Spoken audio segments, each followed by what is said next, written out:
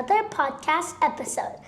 So recently I've heard about cupping and I was very interested because also my parents do it. So I was very curious. So I found out a little bit about cupping, but I felt like I needed to know more.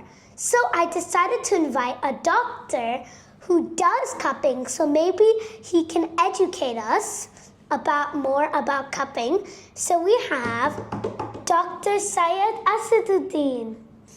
Hi, Aliyah. Hi, how are you? Fine. So thank you, doctor, for using your time, because your time must be very precious. No problem. I am actually honored to give my interview for the youngest podcaster of Dubai, Elia. Thank you. It's my honor, I think, yeah. Yes. So what do you want to know more about? So, we wanted to know about yourself, like your education background and how you became a cupping practitioner. Yeah. I'm basically from Hyderabad, India. I did my bachelor's in unani medicine in 1997 and I completed my post-graduation in rehabilitation in 2000. In 2002, Ministry of Health UAE has recognized alternative medicine. So I got my license for general practicing unani medicine in 2002. From there, my journey started in UAE.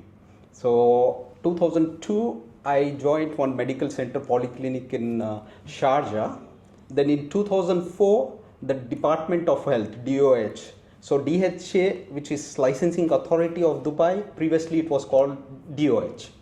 So it recognized alternative medicine. So then 2004, I got my DOH license. I practiced in Dubai, from 2004 to 2008 in polyclinics. And in 2005, they started licensing separately for cupping. So because if you ask cupping, it is a very broad term. So because it is practiced, when you tell in cupping in English, it covers Chinese way of practicing and hijama, the Islamic point of view of this thing, cupping. Hijama is like the Islamic name. Islamic name. So both are totally different. So from 2000, so we felt that there should be some medical centers separate which specializes in this type of treatment. So in 2010, we started this medical center, Hijama Alternative Medical Center. So from then, our journey exclusive for Hijama and alternative medicine started. Oh wow! So you've been you have a lot of experience. Alhamdulillah, yes. Oh wow! Did you guys hear that? Wow! Oh my gosh. Okay, can you tell us about cupping therapy and how it works? Yes. Okay. As I told, the cupping is the broad term. So cupping in general, yeah. Yes. So it is done by Chinese practitioner also. It is part of their study. Hijama, when you're talking Islamic cupping, that comes under unani medicine. So according to Chinese concept, there is dry cupping only. So they apply the cups, suction cups, and they do circular massage. So it ends there. But when you're talking about hijama, it is we apply suction cups, then apply the cuts to remove the bad humor. So to know about it, you need a bit more knowledge. So I'm trying to keep more simple for you. Yeah. So it's different, right? The hijama and cupping. Yes, means not only when you're specifically telling cupping, then there is a lot of confusion. People are getting confused, and everybody and anybody will practice cupping. So, but specifically hijama, it is removal of bad humors. They are called basically. They means for general population, it is just the blood. For as a specialist, for us there are 4 different fluids. Dam, that is blood, balgam is phlegm, saffra is bile or acid, sauda is melancholic humor, or black bile it is called. So whichever is imbalanced, it comes out and give help to the people. Oh, now I understand. Oh, wow, guys. So, can cupping help people of all ages, or is it like only better for adults? No, for doing cupping also you need complete medical knowledge, because again hijama, because I will use the term hijama because I practice hijama. So yeah, so hijama you are doing for medical purpose also and spiritual purpose. So we get children from 3 years of age until adults up to 90 years of age. Yeah, so people who have some sort of issues and all, according to that medically it is done. So kids who are suffering, have you heard about autism and all? Yeah. Yes. In them there will be hyperactivity. With hijama, the hyperactivity reduces. So children with those problems come from young age.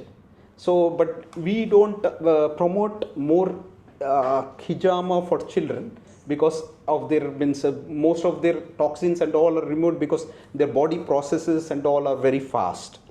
Yes, so that's the reason. And one part of hijama is spiritual part. So I will come to it later. Okay. But 3 years, if someone has like something like autism, even they can do hijama at 3 years old? Yes. So that depends on the experience of the specialist. So so there are specific points for specific diseases.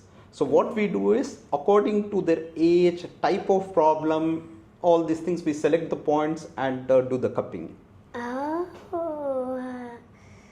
So wow, I never knew that. Like, I thought it was only for like adults. No. Oh my gosh. Adults more for detox, because all the body processes, once they are reaching 40 years of age, your impurities getting removed from the body and other processes all slow down.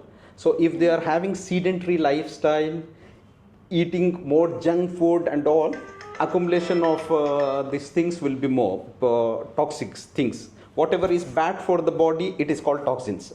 So whether it is cholesterol, whether it is uric acid, all these things, so those all can be removed through hijama. So hijama like removes toxins. Toxins from the body, yes. Oh wow. What are the top benefits of cupping that most people don't know? Yeah, lot of benefit. Like now previously, ancient days and all, there was no much medical research in about cupping or hijama. So later on, after 2010, when the interest grew among the people, then they found out that the lot of things it can benefit. So it is evidence based. So people suffering with cholesterol. So let me make the values for your audience, because some adult audience can also watch this. So because for your age, I think it is a very high level. So basically, people having cholesterol, in one session, total cholesterol 20 points reduces, triglyceride 40 points, LDL 70 points. All these things are evidently based. So according to their problem, we do. So first session will be general. After 1 week, we do the blood test, whatever is required. According to the imbalances, we get the next sessions done if required, which can be treated or cured through hijama. We treat with hijama, or else part of unani medicine is herbal treatment also, and specific diets and all have to be followed. Those things we advise to the patients. Oh wow.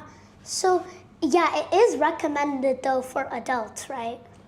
Yeah, both for children and for adults it is recommended. Yeah, but depends on the problem. And for children usually it is not must, because they already their processor this thing, they are very active and all accumulations of toxins are less. So children who have allergies and all, hijama builds up the immunity. So for those reason we recommend children also who are having the problem. For general detox and all, children don't need it. Oh, so if you're watching this, why don't you do hijama? It sounds like it has like a lot of benefits. Yes, a lot of benefits. Oh wow. So like what are the major points and Sunnah points? Yes. So basically, as I told, for two reasons you're doing. One for medical purposes, Yeah. one for spiritual purposes. Yeah. So for medical purposes, as I told, for hypertension, blood pressure people have, no? Then migraine means headaches which are not getting this thing. Specific, there will be symptom of headache. So if they are having those type of problem, cholesterol, uric acid, many means pains, sciatica, then cervical spondylitis, avian one condition is there. So there are different medical issues people have. So as a doctor, we check them what exact their problem is. According to that, we select the points. Then when you are talking about Sunnah point, Hadith mention means Rasulullah Sallallahu Alaihi Wasallam. When you tell Sunnah, means what Rasulullah Sallallahu Alaihi Wasallam performed on himself or he advised us. So Rasulullah Sallallahu Alaihi Wasallam got hijama done on the back. There are 3 points on the back. He used to get more headaches, so 3 points are on the head, which benefits for your memory. Then migraine also it benefits. So basically when we tell migraine, there are lot of causes of migraine. So based on the cause, we select those points. So it's not necessary if people are having headache, we have to do cupping on the head. So like this, yeah. So there are now this medically it is like that, and spiritually there are means people having certain spiritual issues, which I don't know whether you will understand Assad, the black magic and all. For them, there are specific dates. So it is according to the lunar calendar, full moon period and all. According to that, they get it done. Oh, so like it's like there's like, is there like certain days that Yes, should be yes. done? So, yeah, means for medical issue, any day, any date, you can get it done. But for spiritual issues, there are certain days mentioned in the hadith. Yeah. So the day is Monday, Tuesday and Thursday, and there are specific dates according to the full moon. So full moon period start from 13th of Islamic calendar to 23rd of Islamic calendar. In that specific dates are 17, 19, 21st of Hijri, because it is considered that during full moon period, the effect of the moon is on the soul. So those things, spiritual related issues, it benefits more during those dates. So have you heard about full moon period and all? Yeah. Yes. During full moon period, the gravitational pull of the moon is more compared to gravitational pull of the earth. So according to Islamic point of view, during that period, the gravitational pull of moon has a more effect on the soul of the person. Oh. Yeah, so that's why Islamically those dates are considered important for those who have who are suffering with any sort of special issues. But if it's like for a medical reason, it's fine for like any day. Any day, any date, you can get it done. So what we do is, after doing the session, we come to know internally what all issues might be there. Related to it, we get the blood test done after a week, and based on their levels, we advise the patient when to do the next session. Oh, then you advise them and tell them the days that are good. Yes, yes, for them, yes. So guys, remember that if you ever want to have cupping done, and you should, because it has a lot of benefits. So how is cupping different from other types of natural or traditional therapies? Yep, there are different therapies. Means they do massage, they do leeching, because means under unani system of medicine, all this type of treatment comes under regimental therapy, it is called. So there are different means apart from hijama, it is there is massage, there is leeching, means there's small worms like things which suck the blood, it's called leech. Oh. Yeah, so those treatments, and there are means nutul and all they are called, means oil is poured on the forehead. Then there are different type of treatment which comes under regimental therapy. But among all those type of treatments, hijama is best, because instantly with the cut, it is removing all your toxins from the body. And there are almost 150 points in the body for different ailment. So if you are going to proper professional, they check your problem, according to that they select the points and do it, so that benefits you more. So guys, hijama is the best one, right? So guys, remember that. Yeah, it's both preventive and curative. So for prevention wise also, people can come and get it done. So as I told you, it builds up the immunity. Yeah. You know immunity, what is immunity? Like, sort of like how? How means it develops the strength in the body to fight with the diseases. Oh. Yeah, that is your inner strength, immunity. Immunity. Yes. Okay. Wow. Okay. So, what are like how is cupping safe for everyone, or are there people who shouldn't try it? Yeah, means there are certain precautions also have to be taken, and certain people have to be avoided. So because nowadays more and more people are suffering with diabetes also. Still, researchly it is not proven means whether cupping can cure diabetes or not. Since I am practicing here since past 22 years in UAE, in my experience I did not see any patient with diabetic getting cured through hijama. But diabetic patient also can get hijama done, but when their levels are under control, it has to be kept control, because when we apply the cuts, the wound healing won't be proper. So that's why means we check those things, and according to that number of cups and all we decide. Apart from it, people suffering with heart problem and all, they are on blood thinners. The medicine is given to keep their blood thin. So in them also we have to take a lot of precaution. Some of them have some certain genetical disorders and all. So based on their problem, we suggest them any precaution prior to cup hijama, any precautions they need to take, or any specific diet they have to follow. All these things we explain them, and according to that means we do the sessions. Now I understand. Oh wow, guys, that's really interesting. Yes. Oh wow. So like, so do some of your patients feel scared or nervous before their session? Obviously, anybody who see blood coming out from the body, they get nervous, and they been so everybody have some sort of phobia. So for all, whether they are scared or not, we ask them whether they are doing it for the first time or previously they have experienced hijama.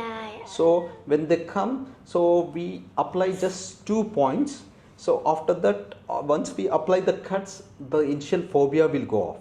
So then we continue with the rest of the points for them. So you do like a few, then they feel like okay. Yeah, okay, yes, because when we tell, means we apply the cuts and blood will come out.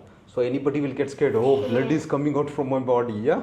So then means so we make them calm down. Means then we once we apply the cuts, their phobia will go. Then we start applying if required more cups. Yeah, phobia is like a fear, right? Phobia, yeah, fear. Okay. Yes. So like, what do you usually say to your patients if they feel like scared? Yeah, obviously that's why means we prepare them, we check them their blood pressure and all based on it. Because if the blood pressure is low, they start feeling dizzy. All this. So that's why we check the blood pressure. Based on it, then we decide the number of cups to be applied. Then first we apply the 2 cups. After 10 minutes usually we apply, because we see the color changes on the skin. Then we decide when to apply the cuts. So we apply small incisions. Once we apply the cuts, then their fear will go, because they know, oh, it's not painful and I won't feel dizzy and all. So then we add some more points. Oh. Okay, so like, how long does a typical cupping session take? Yes, usually in first session, usually 5 to maximum 7 cups we apply. So roughly it will take 45 minutes to 1 hour for the session to complete. Because because until and unless the complete the waste blood, or we call humus and all, once they come out and they stop on their own, then only we remove the cups. Until then, because all the people they have different tendencies. So who have more toxin, it will take little more time for the oozing to take place. So once it stops, then only we remove the cups. So roughly it will take 45 minutes to 1 hour procedure. Oh wow. So like does it take like a lot of sessions to finally do like the hijama, or do they just come and then you do it? No, it depends on their type of problem. Some people, if they have nerve compression and all, 1 or 2 sessions are required. Some people who have like this cholesterol and all I told, so for them, based on their levels, we know means how much level it reduces. So according to that, we advise when to do, how after how much gap they have to do. Accordingly, we advise them. So for some people, after 10-12 days, the next session will be there. For some people, only 1 session will be more than enough. Okay. Right.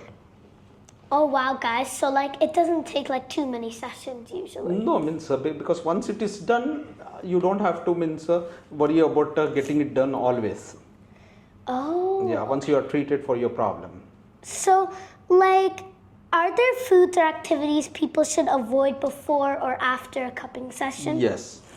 Prior to cupping or any sort of surgeries, if major surgeries are there, 24 hours they need to avoid. But for hijama, it's not a major surgery, it comes under minor one. So at least 3 hours, because our body, our digestion completes in 3 hours time, whatever you eat. So at least 3 hours they need to avoid solid food.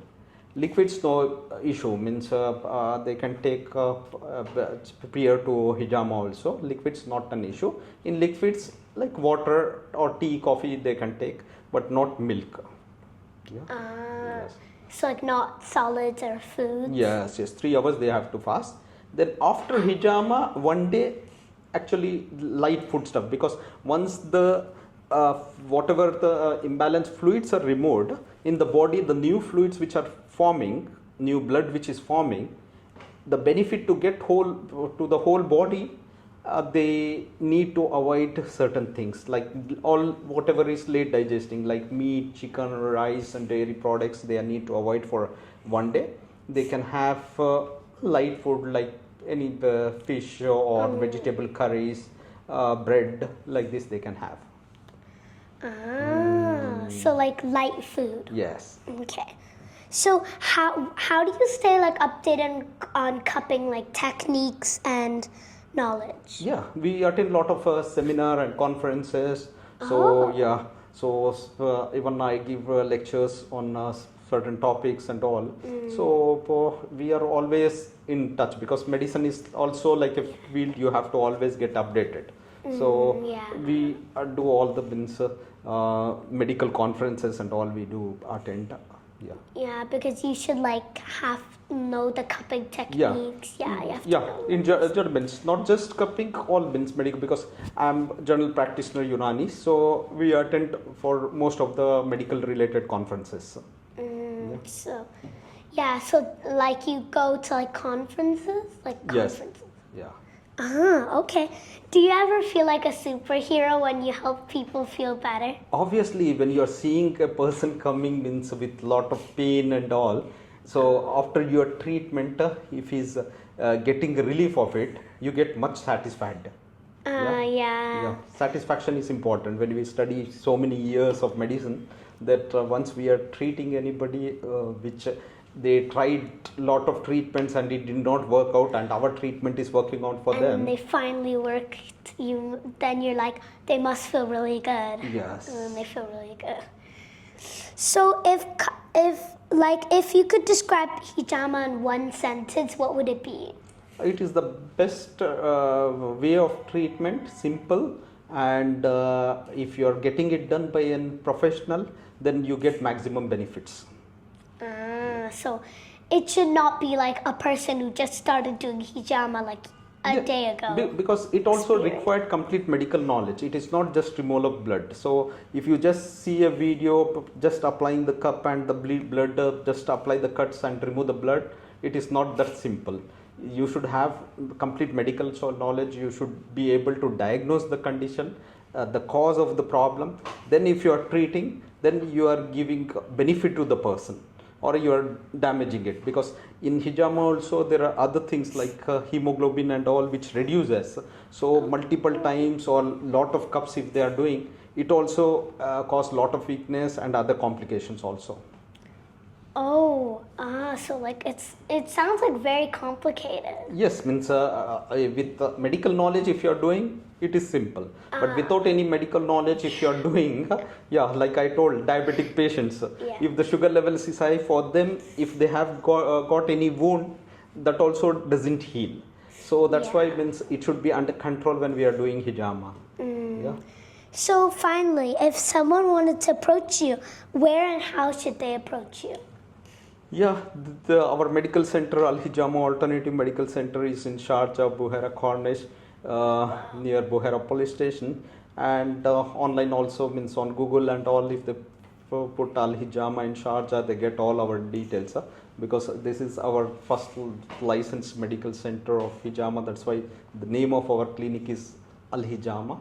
Because in 2005 I am the first license holder to get the license also for hijama. Oh wow! So although from 2002 I used to practice as general practitioner.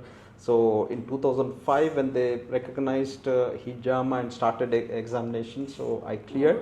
Yes. So now that people have are well aware, and they try to find the good professional and they come to us also, our clinic. Yeah, we have good team of doctors here. Yeah. So do you have any final advice for the viewers and me? Yeah. Me, yeah. Yes. For you, I will advise all your viewers to subscribe her and yes, follow her and make her viral. Yeah, that is one thing. The other thing is regarding going for any treatment, try to find out good professional, see their background, then if you are getting the treatment done, you get more benefited instead of getting harm. So thank you for coming to our podcast and using your time. I'm honored to give this interview to a youngest podcaster of the Bible. Thank you. Thank you, welcome. Okay, so guys, I'll see you in our next podcast episode.